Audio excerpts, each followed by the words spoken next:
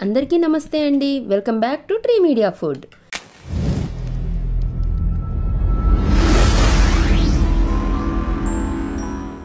అందరు ఎలా ఉన్నారు? ఎన్నో పోషకాలు మినరల్స్ ఉండే గంజి చూపించబోతున్నానండి. ఇది ఒంటికి చాలా చలువ చేస్తుంది. ఈ రంజాన్ నెలలో ఈవినింగ్ ఇఫ్తార్లో ముస్లిమ్స్ ఈ గంజిని ఎక్కువగా తీసుకుంటూ ఉంటారండి. అంటే డే అంతా ఏం తినకుండా తాగకుండా ఉంటారు కదా, అప్పుడు ఇఫ్తార్లో ఇది తీసుకుంటే వెంటనే వాళ్ళకి శక్తి వస్తుందన్నమాట, బాగా ఎనర్జీగా ఉంటుందన్నమాట. చాలా అంటే చాలా బాగుంటుంది కూడా టేస్ట్. మరి ప్రాసెస్ ఏంటో స్టార్ట్ చేసేద్దామా?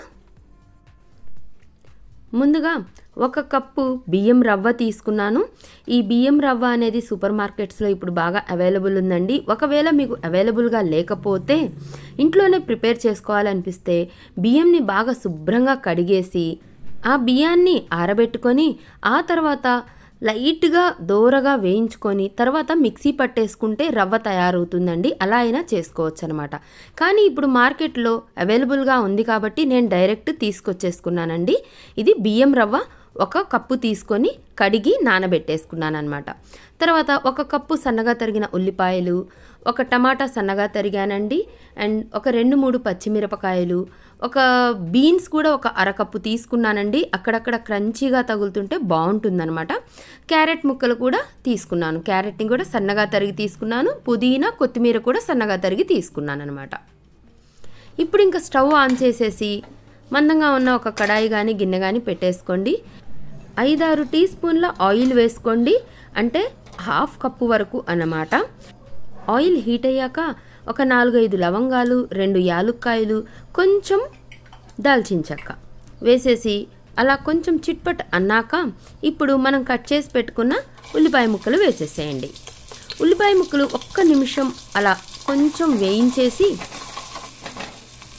తర్వాత బీన్స్, క్యారెట్ కూడా వేసేయండి. మీకు నచ్చిన కూరగాయ ముక్కలు వేసుకోవచ్చండి. ఇక్కడ క్యాప్సికమ్ వేసుకోవచ్చు, స్వీట్ కార్న్ వేసుకోవచ్చు, అలాగే ముల్లంగి ముక్కలు వేసుకోవచ్చు. మీ టేస్ట్ని బట్టి ఏ కూరగాయలైనా సరే కట్ చేసుకొని వేసుకోండి. ఇలా 1 by 1 వేయడం వల్ల ఒకేసారి వేస్తే టమాటాలేమో మగ్గిపోతాయి, ఇవేమో పచ్చిగా ఉంటాయి. అందుకని చెప్పేసి ఒకదాని తర్వాత ఒకటి వేసుకుంటూ ఉండండి. అంటే క్యారెట్, బీన్స్, ఉల్లిపాయ వేగడానికి కొంచెం టైం పడుతుంది కదా, అందుకని అవి ముందుగా వేసానన్నమాట. తర్వాత పచ్చిమిరపకాయలు వేసేసాను. ఆ పచ్చిమిరపకాయలు కూడా కొంచెం వేగాక టమాటాలు వేసేసానన్నమాట. ఒకదాని తర్వాత ఒకటి వేసుకొని కొంచెం ఫ్రై చేసేసుకోండి. చూడండి, ఇలా ఒక 2 నిమిషాల పాటు ఫ్రై చేసుకున్నాక 1 టీ స్పూన్ అల్లం వెల్లుల్లి పేస్ట్ వేసుకొని ఆ పచ్చి వాసన పోయి ఆయిల్ పైకి తేలే వరకు ఫ్రై చేసుకోండి. 1 కప్పు పుదీనా తరుగు, 1 కప్పు కొత్తిమీర తరుగు కూడా వేసేసి ఇంకొక 2 నిమిషాల పాటు ఫ్రై చేయండి. మీడియం ఫ్లేమ్ పెట్టేసుకొని ఫ్రై చేసుకోండి. హై పెట్టేస్తే మాడిపోతుంది మసాలా అనేది. మీడియం ఫ్లేమ్లో ఫ్రై చేయడం వల్ల ఒకవైపు కొంచెం ఫ్రై అవుతుంది, ఒకవైపు మగ్గినట్టు అవుతుందన్నమాట. మనం తింటున్నప్పుడు కొంచెం క్రంచీగా తగులుతుంటేనే బాగుంటుందండి పంటి కింద అనేది. చూడండి, ఫ్రై అయిపోయింది. ఇప్పుడు ఇందులో 1 కప్పు బియ్యం రవ్వకి 8 కప్పుల వాటర్ పోస్తున్నానండి. దీంట్లో వాటర్ ఎక్కువ పోస్తారనమాట. 1:8 అనుకోండి. మీరు ఏ కప్పుతో అయితే మెజర్మెంట్స్ తీసుకుంటారో ఆ బియ్యం రవ్వ అనేది, దాంతో 8 కప్పుల వాటర్ తీసుకోండి. మీకో విషయం చెప్పడం మర్చిపోయానండి.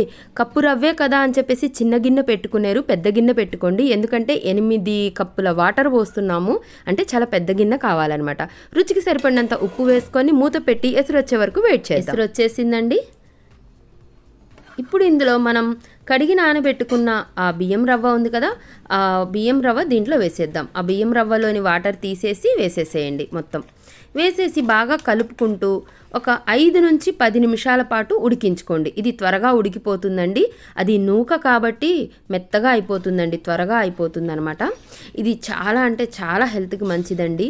పాతకాలంలో పెద్దవాళ్ళు బియ్యం వార్చి ఆ గంజి తాగేవాళ్ళు, గుర్తుందా అండి? మీరు ఎప్పుడైనా చూసారా మీ ఇంట్లో? మా అమ్మమ్మ, తాతయ్య, మా అమ్మ అయితే ఇప్పటికీ కూడా అలా తాగుతూ ఉంటుందండి. కొంచెం ఉప్పు కలుపుకొని తాగుతూ ఉంటారు. జ్వరం వచ్చి నీరసంగా ఉన్నా కూడా ఆ నూకని వాటర్లో ఇలా ఉడికించేసి కొంచెం ఉప్పు కలిపేసి తాగేవాళ్ళండి. అంత బలం అన్నమాట ఈ గంజి అనేది. ఇలాంటివి తాగారు కాబట్టేనండి 60-70 ఏళ్ళు వచ్చినా కూడా వాళ్ళు పొలం పనులు చేశారు, గట్టిగా ఉన్నారు. మనం ఇవి సరిగా తాగక మనం ఇలాంటివి తీసుకోకే 30 ఏళ్ళు 40 ఏళ్ళు వచ్చేసరికి నీరసాలు పడిపోతున్నాము. సో వీలైనంత వరకు వారంలో ఒక 3-4 సార్లు ఇది ఈవినింగ్ టైంలో ప్రిపేర్ చేసి పిల్లలకి ఇవ్వడానికి ట్రై చేయండి.